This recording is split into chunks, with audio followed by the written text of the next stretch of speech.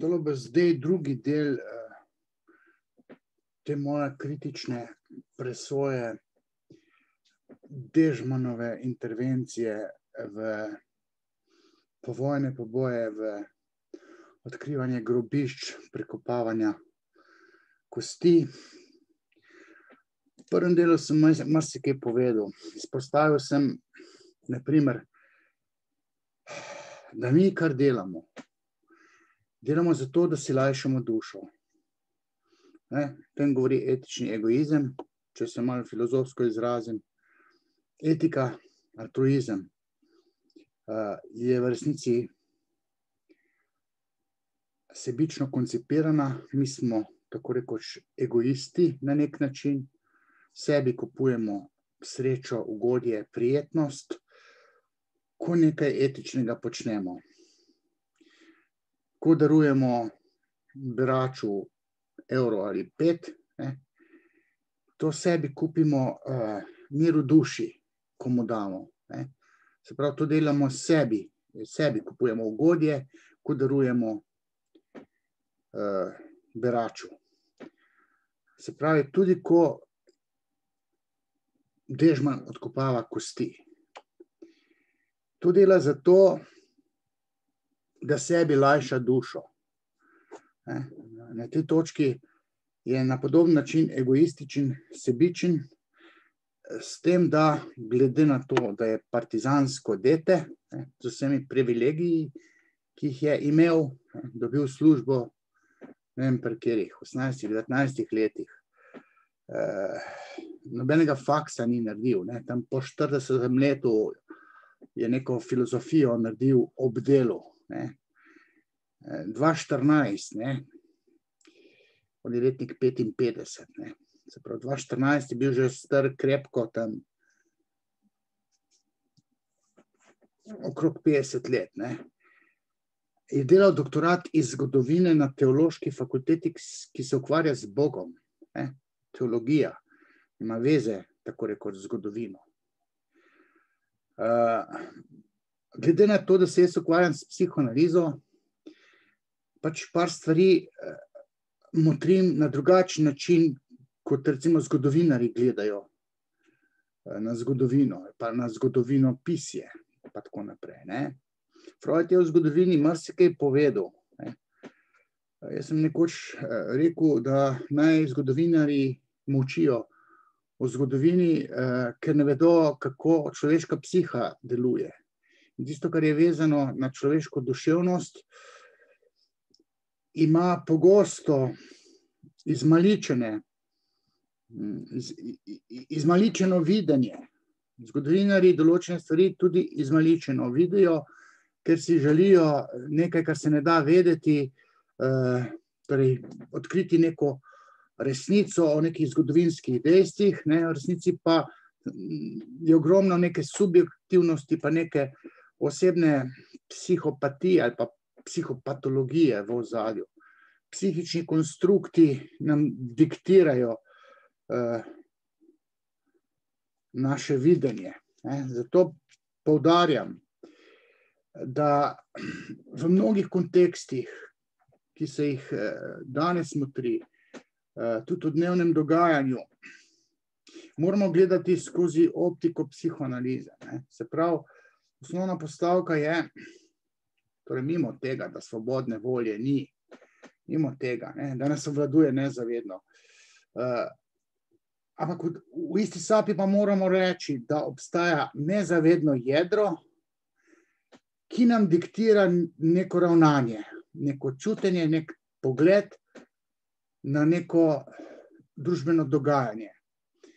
In če ta pogled zelo odstopa od običajnega gledanja na neko družbeno stvarnost, potem moramo zelo motriti to nezavedno jedro. Kdo je tisti, ki bi nekaj rad, recimo, odkopaval kosti a priorno, delal dramo iz tako rekoč nič, oziroma nekaj, kar je že zdavnaj utonilo v pozabo, ker določene stvari morajo utoniti v pozabo, lahko jih imamo v nekem zgodovinskem spominu, ne smemo pa delati neke družbene galame za stvari, ki so se 80 let nazaj dogajale. No, se pravi, to nezavedno jedro povzroča, da na zavestni ravni človek, subjekt, v osnovi je subjekt pomeni suženj svojega nezavednega, ta suženj svojega nezavednega ima v zavesti neko iluzijo, da o sebi ali po nečem nekaj ve.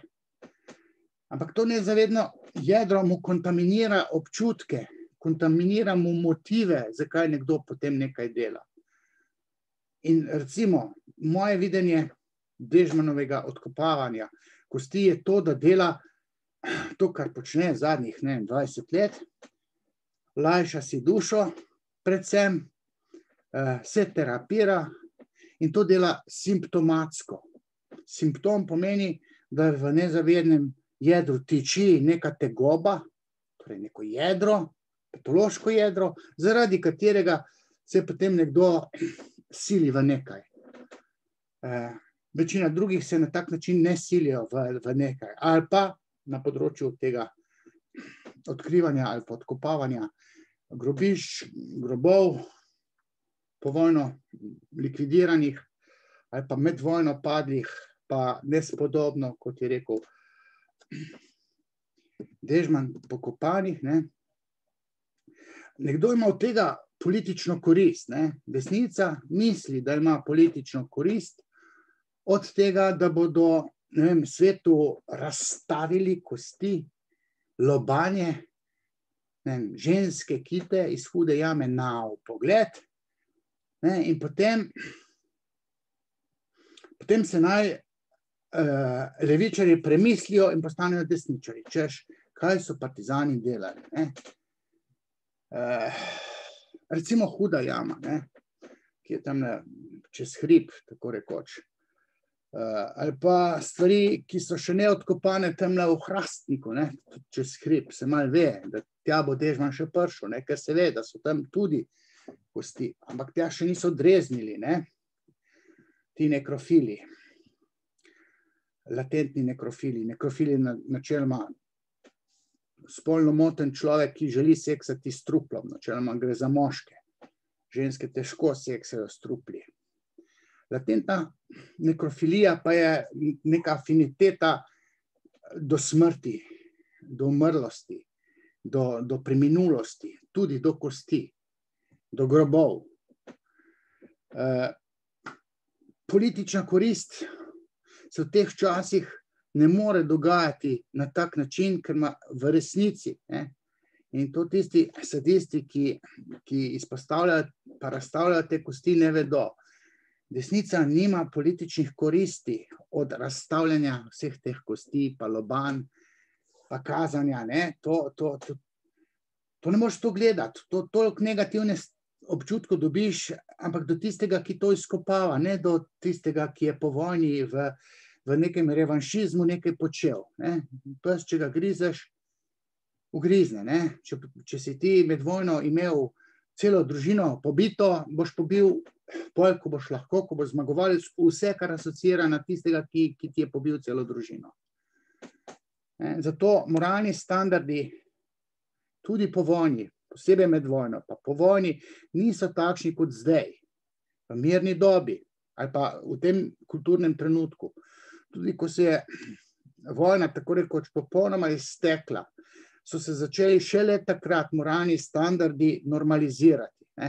In likvidatorji so dobili pečenje vesti, ker je Nadjas nazaj začel delovati, in mnogi likvidatorji so doživljali živčne zlome, prizarjali javne samomore, ker so delali nekaj v nekem transu, v neki vojni, povojni agoniji, tudi na ukaz, ker nekateri likvidatorji so konec koncev tudi bili ubogljivi, sugestibilni. Tudi nek politični vrh, ki je mogoče diktiral večino povojnih pobojev, je imel neko patologijo, je imel neko idejo, je imel izkušnjo oktobrske revolucije.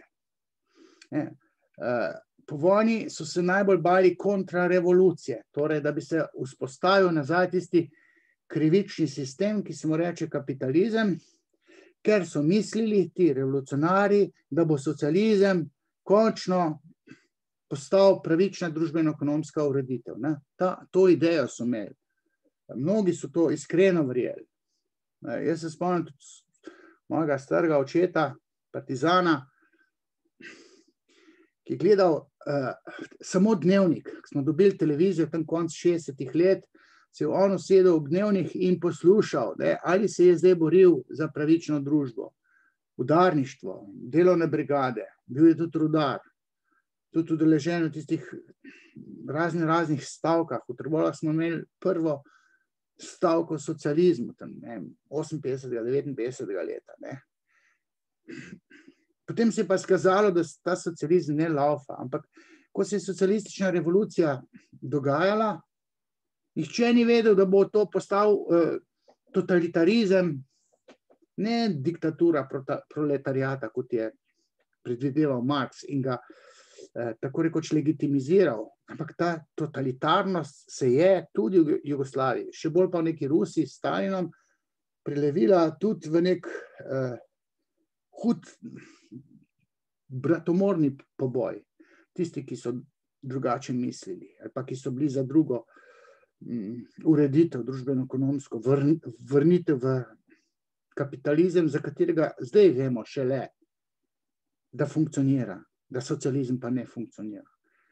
Izkušnja socializma smo morali kot človeštvo doživeti, da smo spoznali, da je človek ena navadna, egoistična, pohlepna žival.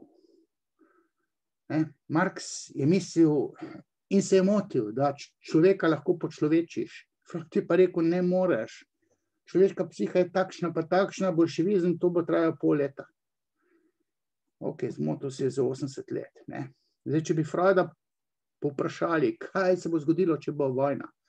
Ja, posilstva bojo, po vojni pa boji.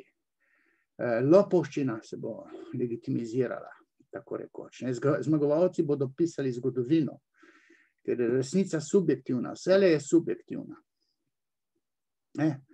Ampak mnoge modre države so tako rekoč deklarirano ali pa potihem zapovedali moratorij na tematiziranje vojne, povojnih pobojev, ker nekateri so bili kolaboranti, pa jih recimo ni doletela smrt, nekatere je doletela smrt. Francija ima tudi povojne poboje, pa jih ne patološko tematizira, tako kot jih mi. Prav je, da se ve, kaj se je počelo, prav je, da se ve, ampak to naj ne delajo zgodovinarji, naj psihologi, psihiatri, psihoanalitiki govorijo o tem, kako deluje človeška psiha med vojno pa po vojni. In ne moramo mi obsojati nečesa, kar je vezano na živalskost, poživalskost, poživinjenje, kako naj rečem, psihe, ki se dogodi v vojni in po vojni. Ne moremo motriti z nekimi moralnimi standardi in tega ne more nek laik, kar politik je, ali pa politični pristaši, privrženci, bodi si levice ali desnice, to ne morejo razumeti. Ni žvaka za seljaka, bi se rekli. Ne tematizirati nečesa, čemur niste kos, ker ne razumete, kako človeška duševnost deluje. In iskati politične koristi od tematiziranja povojnih pobojev pa izkopavanja kosti, to je največji kretenizem, ki se ga privošči desnica. In ne vem, če bi bil jaz ideolog desnice, bi rekel, ne to početi. Če ćemo mi kdaj še volitve zmagati in se staviti trdno koalicijo, desno koalicijo, potem moramo nehati tematizirati NOB, leto 45-46, povojne poboje. Zakopljimo sekiro, zato ker ne moremo razumeti tistih trenutkov, ki so takrat dogajali. In ta nezavedna jedra nas vodijo v neke občutke, lažne, subjektivne občutke, nezavedna jedra, konstrukti, patologija, ne pa, ne vem, zdrava kmečka pamet ali pa etika, za katero sem rekel, da ima subjektivno konotacijo, ne? Da v bistvu mi sebi kupujemo ugodje. Vselej je tako, ampak en Dežman pretirava, pa vsi tisti, ki bi zdaj imeli muzej novejše zgodovine in bi popeljali drug pogled na zgodovino. Ne? Kar probite. Sam na volitvah boste prišli do 35%. Koalicije ne boste mogli sestaviti, zato ker narodna identiteta je na strani NOB-ja. Ne obsoja socializma na tak način, kot to dela desnica. Če bi bil jaz ideolog, bi prepovedal, da sploh intenzivno govorimo o teh temah. Ker mi živimo tukaj in sedaj in zdaj je treba, ne vem, upeljati neko normalnost v družbo, neko operativno vlado, kar leve vlade dokazano niso. V bistvu, dajmo mi probati enkrat z desno vlado nekaj narediti, priti na zeleno vejo. Desne vlade se ne more sestaviti zaradi tega, ker je teh patronov nekrofilnih malo morje. Sam prepirali bi se o letu 45. Moratorij, konc je debate o tem. Če ćemo mi čez 20-30 let biti razvita država. Zdaj, če se malo vržem nazaj v tolo patologijo tega nekrofila, kot ga, latentnega nekrofila, kot ga jaz označujem, mislim na Jožeta Dežmana. Nov register grobov nujno potrebujemo. Jožko, ne ga hecati. Nobenega registra grobov ne rabimo, ker to spre narod še bolj kot je sprt. Ne se hecati, ne si lajša dušo, pa si iskati tržno nišo, zdaj pa še naslednjih 100 let lahko prekopaval kosti. Nobenega registra grobov nujno ne potrebujemo, kot se oni izražajo, nujno potrebujemo nov register grobov. Treba je to narediti na novo. To so njegove dikcije, ki sem se jih izpisal iz 10 intervjujev, ki sem jih preposlušal. To ne 5-minutnih. 1-2 je njegov intervju, ali pa monolog. Treba je to, register grobov, narediti na novo. Ne se hecati, ne drek mešati. To je fiksna ideja nekega latentnega nekrofila, ki ima probleme sam s sabo, ker se ni terapiral do konca. V smislu, kaj je foter počel, pa moj stric Tonček, narodni heroj. Fetišizacija kosti, nekrofilstva. Fetiš to pomeni, da tam fetišist v seksualnem smislu, ki se mu baba sleče, odvrže tiste tangice, on se zapoti v tangice. Fetišizacija kosti pa tam, ko vidiš ti življenje, otroke, radosti, pa kosti, pa se zapodiš, ko svinja obučejo tiste kosti. Življenje je lepo, ne se kaj v grob metati, pa kar razkopavati tiste anorganske snovi, ki se jim reče kosti. Zdaj, mogoče so pa te, tako rekoč, ranjene, izgubljene duše, umrle duše tam v nebesih.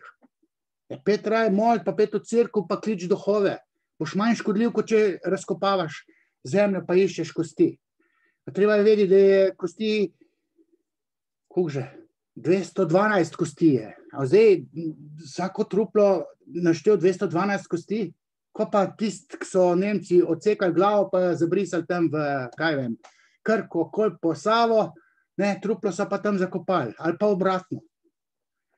Pa se pa številke se ne ujemajo, skozi govori, da številke se ne ujemajo.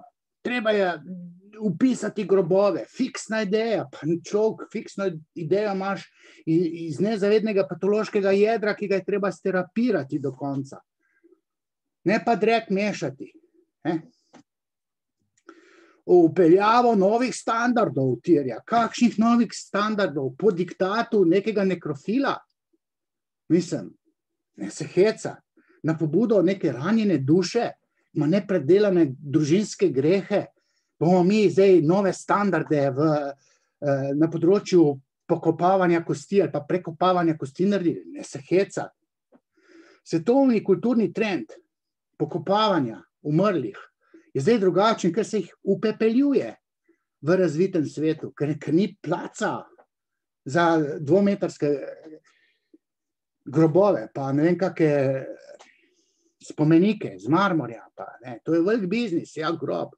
Ja, zdaj imajo tam neke kastelce, nabiralnike, pa tista žara, ki je noter, ne, pa je pol kvadratnega metra, ali pa še tistne, ne, ker se špara tudi na placu, pa na stroških. Ne. Smrt je biznis, prekopavanje 80 let starih kosti, to so mastni denarci, se tam pretakajo, tudi z Evropske unije mogoče. Pa tam vsi vojni grobovi. Ne. To prvo sam tiste, bi rekel, okupatorje pa kolaborante odkopava in pa zdaj pa še bolj, da dajmo še vse, pa še partizanske grobove tam, ne. Partizani so svoje tovariše drugače pokopavali, se od njih poslavljali. Ne. Kaj vem, tam na morju so jih tudi v morje metali.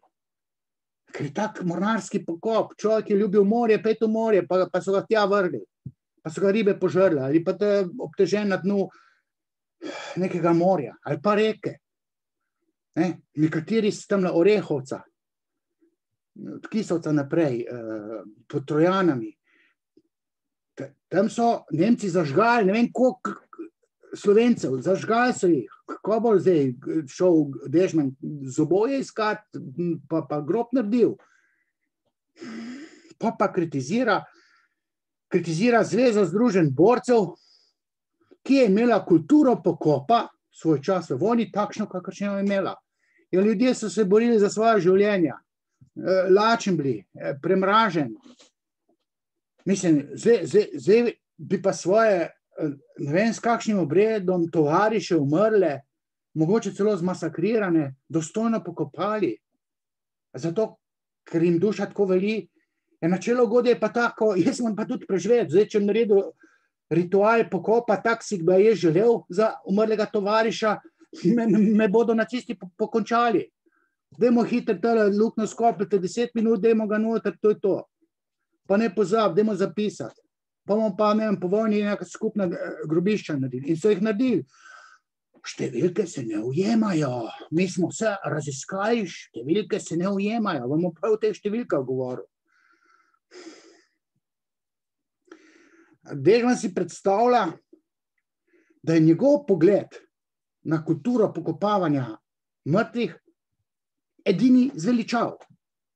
On si zamišlja, da on ve vse o pokopavanju umrlih, pa o grobovih, pa o kosteh in si jemlje pravico, da je njegov pogled zveličav. Smanji doživljaj. Zdaj nekaj latentne nekrofilije, ne turit v kulturo običajnih tukaj živečih ljudi. Ne nam smetiti svojo nekrofilijo. Škodi desnici, levico pa jezi. Levica je pa številčnejša. Pa pod sabo ima številne podsisteme. In pol desničari nikamor ne pridejo, ker se levica boji, da bo spet začel s temi opletati s kostmi. Pa ne pride noben medij, ne pride na nacionalno televizijo, dela dnevnik večer, ne prideš noter čez desnica. Tudi jaz ne pridem noter, zato ker sem konzervativn, kar gravitira na desno. Ta fetišizacija kosti nikamor ne vodi.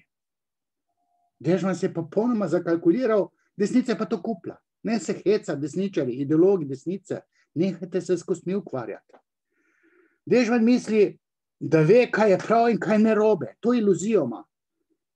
On si predstavlja, da njegov pogled, kaj je prav v kontekstu grobov, pa kosti, pa pepela mogoče, ne, zažganih, ne, torej upepeljenih, da on ve, da tako ko on gleda, da je to zveličavo, samo tako in nič drugače. Ko če bi dal pa recimo banalno rečeno na referendum, njegov pogled pa običajen pogled, on takoj popuši, pa se v šišota lahko zabije, če se kvartopirsko izrazim, ne. Če hočemo biti spodobna država, če bi mi bili spodobna država, bi nehali mešati drek in nekdo, nek spodoben ideolog, ne vem, na desni bi rekel Dežman, daj se umaknem zdaj, pa pusti nas pri mir, da probamo mi volitve zmagati. Ti nam pa samo škodo delaš. V spodobni državi bi take delikventne, nekrofilske odpikali stran, ga tam dali v neko odlagališče, pa bod nek tutn grobar, pa se ukvari tam Žaleme ljubljanske čez. Ne pa, da odkopavaš tiste kosti 70-80 let stare. Zdrsov, kako jih ima, vem, da jih ima, kako se spravlja to trboško pokopališče, pa to so taki zdrsi, da glava peče. In nekdo mu mora povedati, ne. Nekdo mora reči, čakaj ima, zdaj ti govoriš o Črnomlju. Uradno je tam 1300 zakopanih, ne, spominski neki park je, kjer je 1300 žrtev, ima spominsko obeležje, ampak to ne pomeni, da so not kosti. In da človek božji odkopavati kosti, pa najde 23 kosti po 212 kostmi, recimo, ne, to bile 23 krat 212, toliko ima vsak človek kosti, ne, se kalkulacija izide. In pol on pomeni, da dejanske cifre sploh ne štimajo, ne, da to je, ne vem, govori laž, ampak ne resnica. Se blago izrazi, to pomeni, ne, da številke se ne ujemajo. Govori, ni res, da jih je 1300, ker jih je samo 23. Zdaj bi pa tisti, recimo, ki so pa o tem pa nekaj vedeli, pa bi rekli, ne, ja, mi smo pokopali na simbolni ravni, pa tam zabeležili tudi smrti unih, so jih naših tovarišev, ki so jih v Krko pa v Kolpo pometali, ki so jih obtežili in kje bomo mi zdaj iskali tam noter te kosti, ne, naši so šli tovariši v raj ali v ono stranstvo, ne, in smo jih obeležili, ni pa kosti noter, tako smo se odločili, bom rekel nekdo, ki je bil leta, ne vem, 45, pa tam okoli seznanjem s temi žrtvami, pa rekel, dajmo še tizga, ko ne vem, kje so ga obesili, ki so ga baje konji razčetvirili, ko ne veš, koliko kosti, kje so kosti, glavo so mu odžagali, so jo vrgli v brezno, glava je tam, stegnenica je tam, roke so pa tam, ne, ko bomo zdaj iskali kosti, ja, zabeležili so ga, ne, in je 1300 zabeleženih tam, on pa odkope, pa najde 23 kosti za 23 trupel, ne, in pa je za njega to konc sveta. Ne resnica, to pomeni, ne, ni res, zavajanje, številke se ne ujemajo. Ja, strategija poslavljanja od umrlih tovarišev ali pa tudi od umrlih ostalih je bila taka, kakršna je pač bila takrat leta 45 ali pa 80 let nazaj. Kultura pokopa je bila takrat drugačna, poslavljanje od umrlih, mrtvih je bilo takrat drugačno. In ne z današnjimi standardi gledati na umrle izpred 80 let. In ta pacient to dela. In noben mu ne reče, smani doživlja, ne to delati. Ne? Nemci so tudi zažigali. Ne, z oboje iskati, ki ni zažgano. A pa pepel, mislim. Pa prav, ne, resničnega števila kosti, ne, mi smo zavedeni glede na resnično število, ne vem, kosti, ki so tam v nekem grobišču ali pa kostici, ne, v morišču, kaj se za ene izraze najdo, ne. Zato, da lahko tam orgazmira okrog teh številk, pa mi smo našli pa zdaj 23 kosti trupel, ne pa 1300, to kot jih je, ne vem, uradno zabeleženih v Črnomlju. In pa še govori, zmagovita stran ima evidentiranih 20,000 žrtev in da imajo svoje grobove, oziroma da so v grobovih, ne, očitno skupaj s kostmi, ne. Dejanska številka je pa 50,000. Ne. Številke se ne ujemajo. Ja, pismo, kot če je bilo pol zažganih, pol razčetvirenih, pol v reke pometanih. Ne. Kako bomo zdaj mi, da se bo cifra ujemala, da bo 20,000 kosti nekih trupel z 212 kostmi, ne, če pa cifra poimenska pa 50,000 žrtev.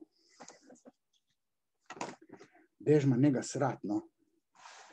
Cvibelj nad Žužemberkom, največji partizanski grob ali pa grobišče. 1200 žrtev, 510 znanih, 690 neznanih, ne, neka uradna cifra. 690 unih tam, ki se je vedel, da jih nikjer ni, postrelili so jih, kot talce, ne vem, zakopali v greznico, gnojno jamo, pometali, 690 neznanih. In pogre pa on tam odkopavati, pa najde sam 400 kosti. In potem se začne z glavo zid zabijati. On ne razume simbolne logike. On ne razume, da je tam, če je nekdo bil razčetviren s konji, zmasakriran, z odsekano glavo, zažgan, potopljen tam neko jezero, mlako, ribnik ali pa morje. Da ne moreš ti šteti kosti samo zato, ker si ti to želiš, ker jebeš cel narod v glavo. Sveti Urh, 123 znanih plus en neznan, ne tam uradno kao. Popolna neresnica. On sploh ne ve, kako so ljudje, ki so tam to, kako logiko so tisto imeli. Vojna logika upravljanja z mrliči, umrlimi, pobitimi je čist drugačna. Ne, kot si on predstavlja. On pa misli, da je to, kar si on predstavlja, zveličava resnica. Pa terja, dikcijo uporablja, začnimo se pogovarjati.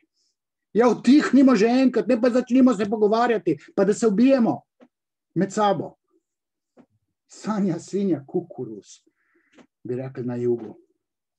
Začnimo se pogovarjati. Utihnimo že enkrat, pa dajmo živeti, pa se v resnih stvareh pogovarjati. Ne pa v kosteh. Pa on še tam Auschwitz. Auschwitz in Slovenci, on, Dežman, terja pokop. Mislim, kak absurd. Auschwitz, tam gor v Nemčiji, kje je že to? Koncentracijsko taborišče, ki je toliko Slovencev umrlo, dajmo se pogovarjati o nekem dostojnem pokopu. Ja, česa to? Zobovja ali ko? Če so bile tam zažgan. Ali pa zmetan tam nekaj jama. Zdaj šli tiste kosti prekopavati 80 let stare.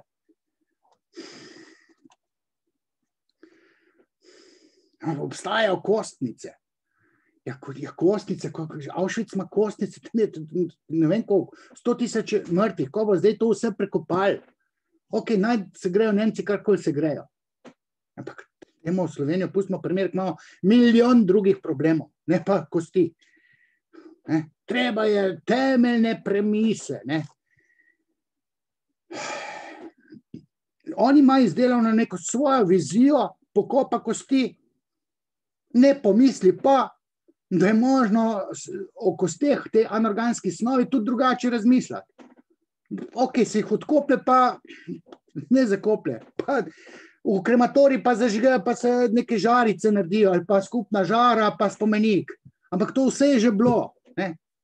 Na hudo jamo se lahko da en nagrobni spomenik, grobišče, bi se dalo, zdaj, ki so vse odkopali. Titoizem. Titoizem naj bi pomenilo tudi, da dejanskih grobov niso delali in jih niso zanimali. Partizane dejanski grobovi niso zanimali. Ja, pismo, včeraj sem gledal ti spomine, Igmanski marš, tam so umirali, tam vsi na pol zmrznili, zdaj bo pa umrle šel, ne vem, dostojen pokop z grobom. No, človek božji, pismo, ga dal s časovnim strojem v vojno, pa videl, kako lahko ti tam mrtve pokopavaš na dostojen način.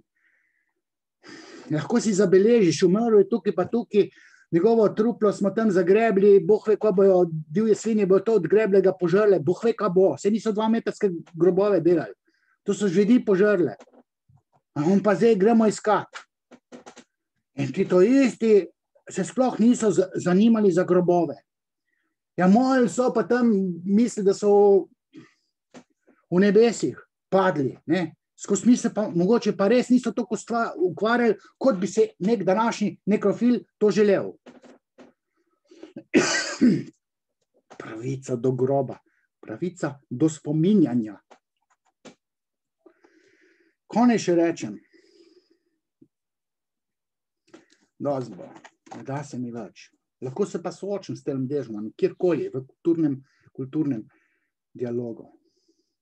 Amen.